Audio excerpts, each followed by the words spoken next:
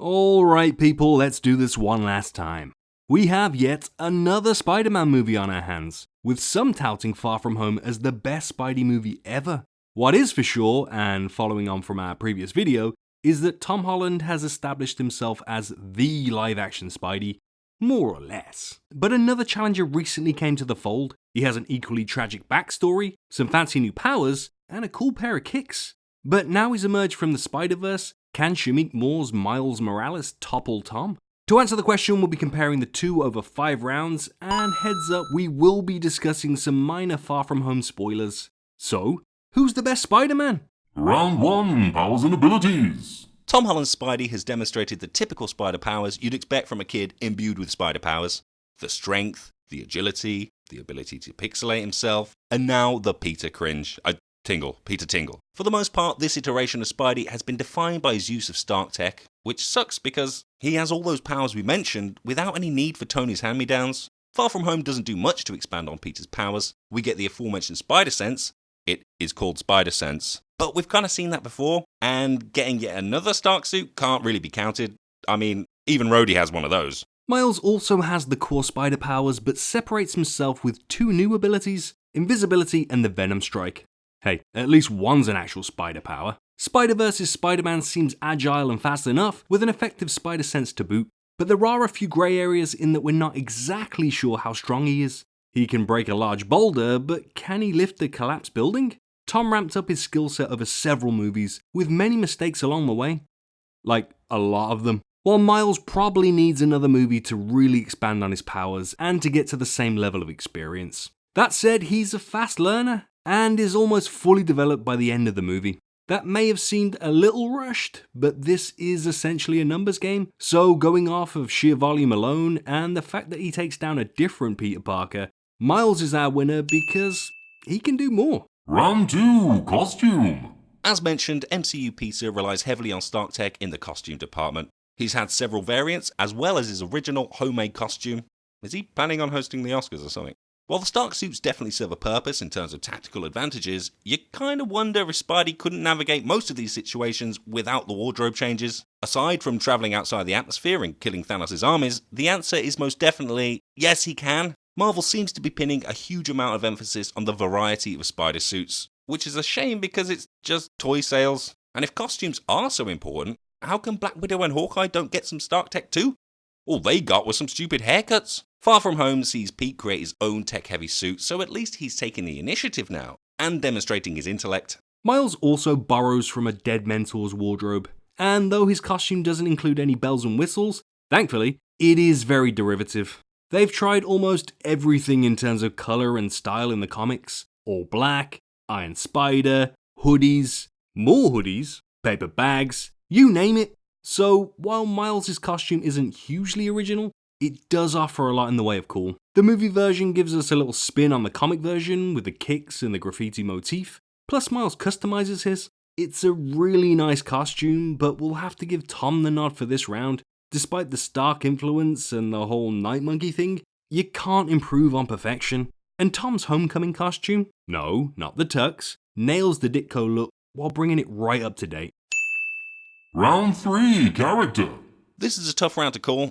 Both Spideys are kids in over their heads who have become massive adversaries. While just about holding their personal lives together, they're both hormonal teens, struggling to control their powers and often ignore their own desires to do what's right, which is what Spidey's all about. Pete cop blocks himself by going after his lady's pop, while Miles takes a leap of faith to go help his new buddies.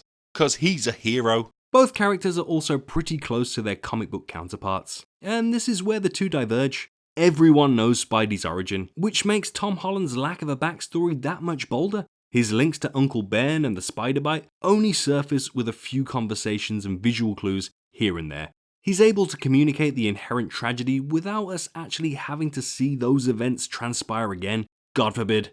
Yes, Miles has a different backstory and to some extent it needed to be shown, and yes, they made a joke of the whole topic in his movie, but we're inclined to give Tom the nod here because Marvel have never resorted to emotional tactics to get us to connect with him, apart from the whole snapping thing.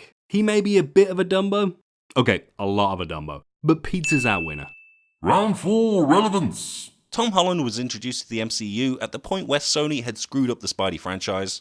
A lot of people loved Andy, so the fact that most like Tom is a testament to how well he's connecting with people, and Far From Home is definitely doing well at the box office. For better or worse, Marvel have definitely geared these movies to appeal to a teen audience. Watching Homecoming as a 30-something, I remember thinking, wow, this movie's not for me. Except for those Keaton bits. You're welcome. The same is true of Far From Home, and though this shouldn't come as much of a shocker to older folks, superhero movies have always relied heavily on teen audiences to bring in the bucks. Still, it sucks to be reminded how you're a generation removed from the wall crawler. Geez, imagine how those readers from the 60s feel. Shameik, on the other hand, gave us a completely fresh take on Spider-Man. He represents two minorities, which is very progressive in itself, even though we already had a Captain Puerto Rico. Kind of. The movie's message is that anyone could be Spider-Man. You just need to step up and do the right thing. And have spider powers. Miles, like MCU Peter, is a high school kid, and we do get a bit of the teen stuff in his movie, but not overwhelming amounts. By bringing in spider people of all different shapes and sizes, the movie opens up Spider-Man for everyone, pigs included. It's definitely good to see Spidey kicking ass with a dad bod. And while it's true that Far From Home layers in some real-world themes, like the whole fake news subplot, Miles' movie is probably more relevant to more people, so he's our winner for this round. Round 5 Universe. Tom's found himself in the thrall of an expanding Marvel Cinematic Universe, a universe that will soon bring in characters once inaccessible to Feige and friends. It's a great time to be an MCU fan, though caution should be exercised. Marvel are essentially moving towards monopolizing the superhero market, and with little in the way of true competition, only DC and Sony are left, things could begin to stagnate. We saw a little bit of this in Far From Home, which felt like more of a chapter than a standalone film at times, but all that being said, Spidey was magnificent, and has really established himself as the heart of the MCU moving forwards. Not bad for a kid from Queens.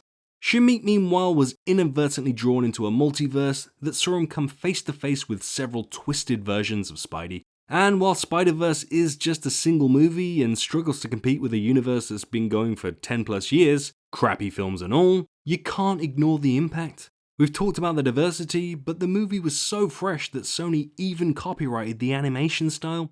That said, it's hard to see how they maintain those high standards moving forward.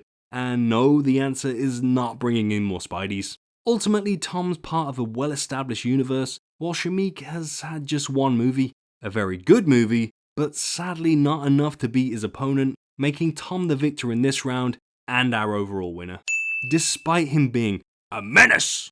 There you have it, folks. Tom's still the champion, but in all honesty, this wins more down to his superior screen time. We're excited to see more of Miles in the future, and maybe we'll revisit this comparison at some stage, but we're curious to know what you guys think. Who's your favourite Spider-Man and why? Do you agree that Miles is more relevant than Peter? Let us know in the comments and be sure to hit all the buttons below. If you haven't already, why not check out this other Spidey comparison video we made, or this video about who could beat Spider-Man's ass? Thanks for watching, you wonderful, wonderful person, you.